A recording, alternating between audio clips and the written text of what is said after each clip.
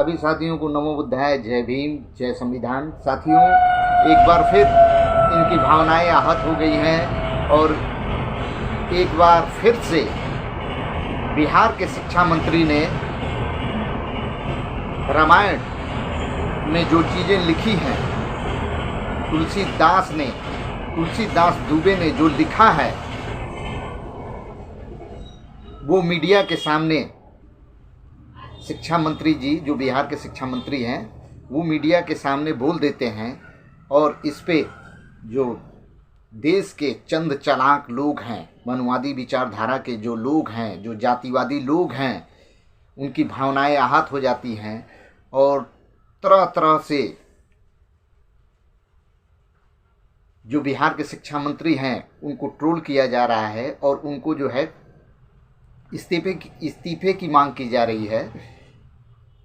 और वही जो हर बार महाराज जी आते हैं और करोड़ों रुपया देते हैं कि इनका सर काट के ले आइए, इनकी जुबान काट के ले आइए, इस तरह का प्रोपेगेंडा चलाया जा रहा है।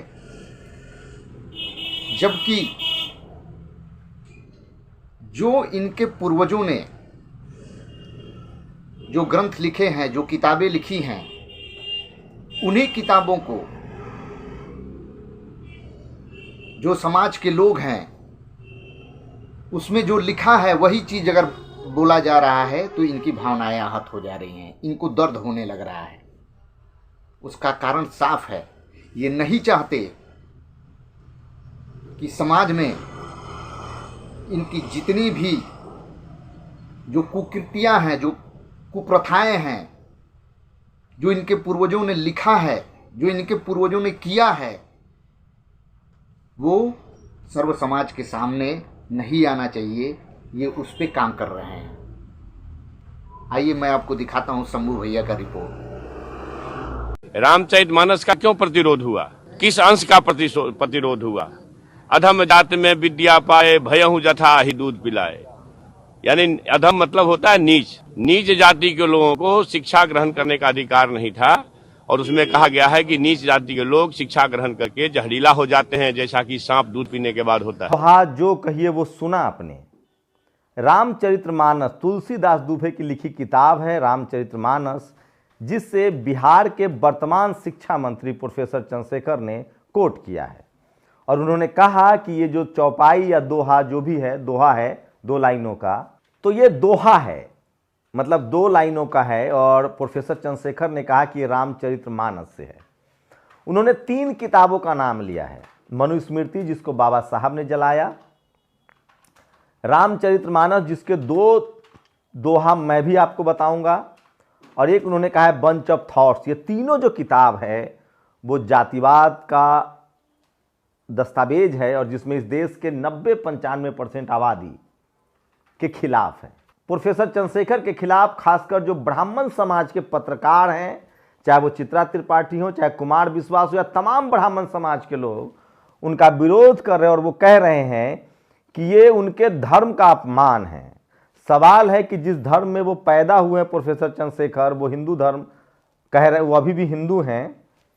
जिस धर्म को बाबा साहेब ने कहा कि मैं हिंदू में पैदा हुआ था, हिंदू मरूंगा नहीं, और उन्होंने धम्म का रास्ता अपनाया जो सनातन का रास्ता है। तो सवाल है कि क्या इस देश में ब्राह्मण समाज के अलावा और किसी को लिखने पढ़ने का अधिकार नहीं है, बोलने का अधिकार नहीं है? इसी पर हम अपनी बात रखेंगे तर्कों के साथ। नमस्कार, मैं शंभू कुमार सिंह और आप देख रहे हैं नेशनल दस्तक। सोचिए, किसी सिरफिरे ने जेएनयू में एक लाइन लिख दी थी कि ब्राह्मण भारत छोड़ो। पूरे देश में बवाल मच गया, चारों तरफ से उसकी निंदा हुई, हमने भी उसकी निंदा की कि अब क्या देसी विदेशी, हम सब भारत के नागरिक हैं। लेकिन सोचिए पेरियार साहब की उस लाइन का क्या होगा जिसमें उन्होंने कहा है कि मैं उस धर्म को लात मारता हूं जो धर्म मुझे नीच कहता है। सोचिए बाबा साहब की 22 प्रतिज्ञाओं का क्या होगा जिसमें उन्होंने कहा है कि मैं किसी ब्रह्मा विष्णु महेश को नहीं मानता हूं, मैं किसी गौरी गणेश को नहीं मानता हूं। सोचिए इस देश में बुद्ध का क्या होगा, जिन्होंने कहा कि कोई भगवान नहीं है। इस देश में गुरु नानक साहब का क्या होगा, जिन्होंने कहा कि नो रेस नो कास्ट। ये सब मैं नहीं कह रहा हूं। इस देश में कबीर साहब, फूले साहब, पेरियार साहब, अंबेडकर साहब, गुलामगिरी पढ़िए, इनका माथा, ये जो लोग हैं, जो मनुवादी हैं, उनका माथा लहूलुहान हो जाएगा। जो सारा का सारा गुलामगिरी में जो लिखा है ज्योतिबा फुले ने, जिसको सरकार छापती है, बाबा साहब की 22 प्रतिज्ञाएं सरकार छापती है, इसको क्या करेंगे? आप बताइए कि जो आपका धर्म ग्रंथ है, मान लिया कि यह धर्म ग्रंथ है ब्राह्मण समाज का, तो किसी ने जेएनयू में लिखा तो आपको दिक्कत थी, और जिस आपके धर्म ग्रंथ में अगर इस तरह से जिस समय शूद्र और अछूत थे जिनको बनाया गया लोग, अब तो संविधान लागू है, अब तो हम सब जातियों से समूहों में बदल गए हैं। जिस वर्ण व्यवस्था में, मनुस्मृति में वर्ण व्यवस्था थी, कोई ब्राह्मण था, कोई शूद्र था, कोई अछूत था, कोई वैश्य था और कोई क्षत्रिय था, बाबा साहब ने उसको एससी, एसटी, ओबीसी और माइनॉरिटी कहा। अब आज के समय में जिस वर्ण व्यवस्था, जिन किताबों में, जिस रामचरितमानस में इस तरह के छंद लिखे हुए हैं या दोहा लिखा हुआ है, आप कह रहे हैं कि हम उसको पूजें, उसको अपनाएं, क्योंकि आप कह रहे हैं। कैसे अपनाएं, आप हमें बताइए। जिस किताब में प्रोफेसर चंद्रशेखर कहते हैं, आपके पास अखबार है, चूंकि आप जज हैं, चूंकि आप पुलिस हैं, तो आप जो कहें हम वही माने। आप सोचिए, इस देश।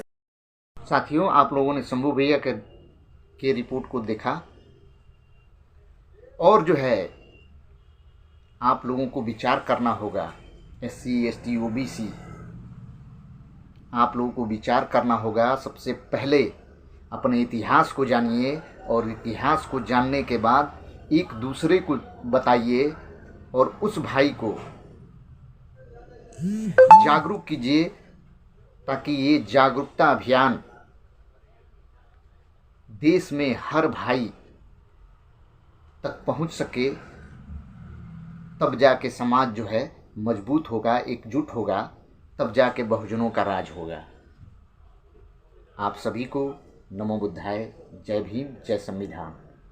और हाँ, जो भी गलतियां हो कमेंट बॉक्स में मुझे ज़रूर बताइएगा।